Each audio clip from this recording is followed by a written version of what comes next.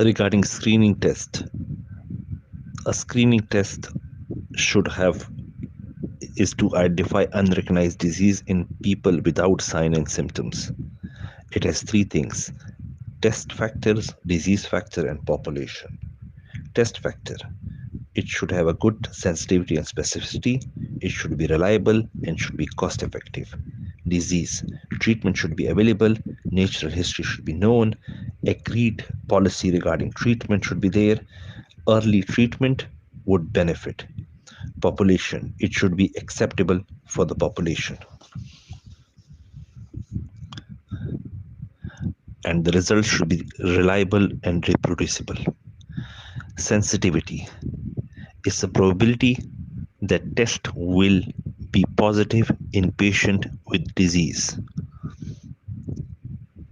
It is by true positive divided by all people with disease. That is true positive divided by true positive plus false negative. Sensitive tests are used for screening. Then is specificity. It's the probability that test result will be negative in patient without disease. True negative divided by all people without disease. Specificity is true negative divided by false positive plus true negative.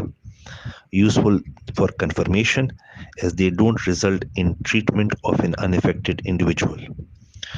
Positive predictive value is the probability of the patient have disease when result is positive. So positive with disease divided by positive with and without disease. So true positive divided by true positive plus false positive. Negative predictive value: probability of patient not having disease when the result is negative. Negative without disease divided by negative with or without disease. True negative divided by true negative plus false negative. Accuracy tells how often the test is correct. Number of correct diagnoses as proportion of total number of diagnostic test recording.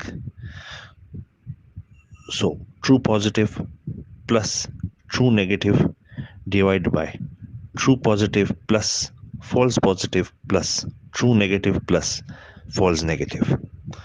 Incidence: percentage of new cause is defined in defined new cases in defined population in a given period of time. Prevalence shows the disease load, percentage of population who suffers from disease at a given point of time.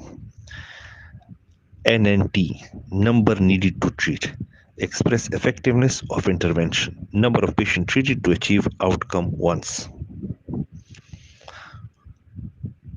Absolute risk, probability that individual will experience specific outcome during specific period, usually 0 to 1 or percentage.